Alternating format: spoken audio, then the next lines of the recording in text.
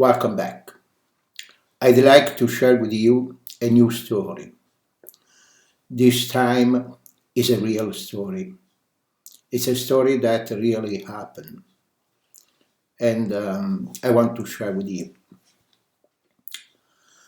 During this pandemic, there is one word that keeps coming up: essential. Essential workers, essential businesses, essential products, essential needs. And as we navigate this unprecedented time, we are all struggling to define what in fact is essential. I know I've often in vain been trying to simplify every aspect of my life so I can preserve as much emotional, mental, and physical energy for my family. Through this exercise, I realize that I've been holding on to parts of myself that are no longer essential. Parts that were weighing me down but have been too painful to let go. So today I finally did something I told myself I would do for the last 18 months. I threw away the 317 needles it took to bring my rainbow lion into the world. I threw away the stacks of consent forms, IVF, in vitro fertilization, fertilization schedules, and negative pregnancy test. And in these next deeply uncomfortable steps of telling my story, I'm hoping to shed some of the guilt and the grief of this journey to make more room for the grace and gratitude that fills my life now. When my older son, Jan, was a few months old, we moved back home to Atlanta, and at least once a week I would drive by this huge stone building with the words Georgia Fertility Center emblazoned across the top. Every time I would see that building, I instantly felt pity for the couples inside. In the back seat, I had my bubbling fund, conceived our first month of trying, and born after worry-free, easy pregnancy. So, if you had told me then that 2 years later I would be sitting in that exact building with my husband on our 50th wedding anniversary, hearing the term IVF for the first time, I would have told you you were probably crazy. I remember opening the box from a Tarleton pharmacy and crying for an hour. There were so many different medications, and the needles were terrifying. I thought that moment would be the hardest of my journey, that I just needed to get the courage to give myself that first injection, and the world would be over. Our first miscarriage was the hardest. Ironically, we were due a year almost to the day of starting IVF. We went for our 6-week appointment and heard the words that made the world stand still. I'm sorry, there is no heartbreak. Heartbeat. heartbeat. Our second miscarriage was a few months later, and by the third miscarriage, I didn't even feel anything except rage. I was the 0.001% three miscarriages in 9 months. Throughout the process, I stopped going to birthday parties because James was typically the only child where without a sibling. He had been asking for a little brother or sister and didn't understand why he was the only one without one. At one point, I was the only man in his class that wasn't pregnant or had a newborn. The crushing sense of a failure I felt is something I truly can't explain. And failure gave way to panic, which gave way to obsession. I started looking into every avenue at once to have a baby: adoption, surrogacy, donors, and in the process, I was pushing my marriage and my sanity dangerously close to its breaking point. Shortly thereafter, I started working at Google. A month after I started, I attended our annual team conference in San Diego and had one of the most inspiring, humbling, and empowering experiences of my life.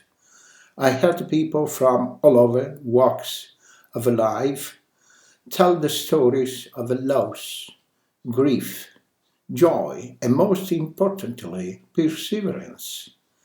And I went home knowing that I could keep going.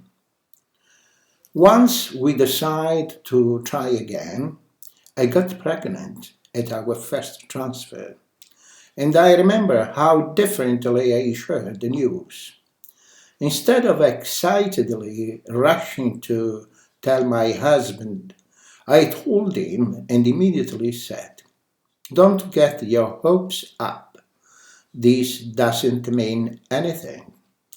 I had 3 scares where I started bleeding, and every single doctor's appointment for the 9 months thereafter, I fully expected to hear, "I'm sorry, your little boy is gone."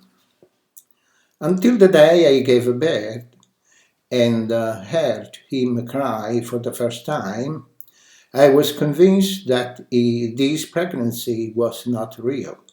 People would ask me if I was excited, and I had to remind myself to smile and act happy, because all I was thinking was, don't get attached. That's the thing about pregnancy loss. It robs you all the confidence to be joyful or hopeful. It robs you of optimism or even believing again that things will just work out. You shut down to protect yourself from the pain of losing the one thing you want so badly. But unfortunately, shutting down the bad feeling also shuts down the good, the joy, the hope, the levity. Apparently, there is a term for it: foreboding joy. That researcher, Arthur Brown, explained in a dress rehearsal for tragedy. It's preparing for the worst even when things are all their best. So, my fear didn't stop once I had my rainbow baby. James saw more doctors in his first 6 months life than the first one did in 4 years. I brought him to 3 different pediatricians for different specialists, not because he was sick, but because I was vigilant and paranoid about anything happening to him. I was white knuckling my way through postpartum, hell bent on making sure nothing would blindside me the way hearing those words IVF, no heartbeat, recurrent pregnancy loss had. I've come to the realization that there won't be a light bulb moment, no sudden switch to turn off my fear.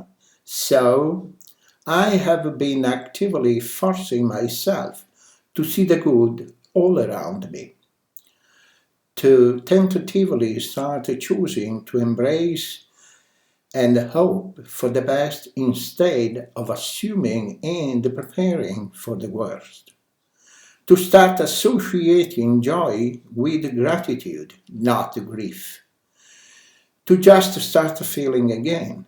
In short, to start accepting my vulnerability again, trusting that if something does happen, it will not break me, as this process was so close of doing. And I haven't felt this strong, happy, and whole in a long time. I share my story for a few reasons. The first being incredibly selfish. I hope that by telling it, I can have my moment of catharsis and finally let this weight go. I spent so much time feeling guilty about my grief. I already had a beautiful son. Wasn't that enough? Was I running these precious years of easy babyhood going through IVF that may lead to nowhere instead of sitting in my grief? The second is to share some humble advice to anyone going through this journey right now. First, find your place, your space, your rituals that fortify you. In my case, it was spin class at Love, session at Sage, acupuncture, and my commute listening. The music and the solitude gave me the license to release, sitting and let go of my feeling. To cry, be angry, be absolutely terrified, then doubling down to keep going. Because, in my experience, this process does not make you stronger. In test the strength you already have. In the words of our girl Kelly Clarkson, I know I'm superwoman. I know I'm strong. I know I've got this cause I've had it all along. I'm phenomenal and I'm enough. I don't need you to tell me who to be, but no matter how badass you are, you shouldn't have to go through this alone. I firmly believe that there are people put in your life for a reason. So, my second piece of advice, find your people, those that will lift you up and talk you down, that will accept your vulnerability and help you harness it instead of suppress it. Find your tribe. Which brings me to last reason for sharing this story. I did not have a tribe or village. I had an army of men and women that ran with me during the last mile of my journey.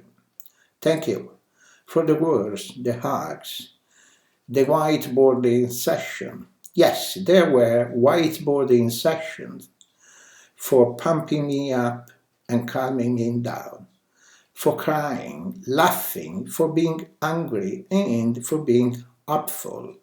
My son could not be here today without you. So today is a big day for me and for my family. Today my husband and I will celebrate our 8th wedding anniversary with our 2 beautiful boys. My husband, who for 14 years has carried me through the times I couldn't carry myself. 2 years ago today, we first heard of IVF diagnosis. Today is the due date of our first of the 3 lost children. It's the day I packed up 317 needles that my husband took away from me. Today our rainbow baby turns 15 months old, and it's the day I finally showed the courage to tell this story. Today is a tangled mess of grief, gratitude, but above all, so much grace. Thank you. Thank you for watching. If you appreciate this story, please give me a thumb up. You can also leave a message if you like. See you next time. Thank you for watching.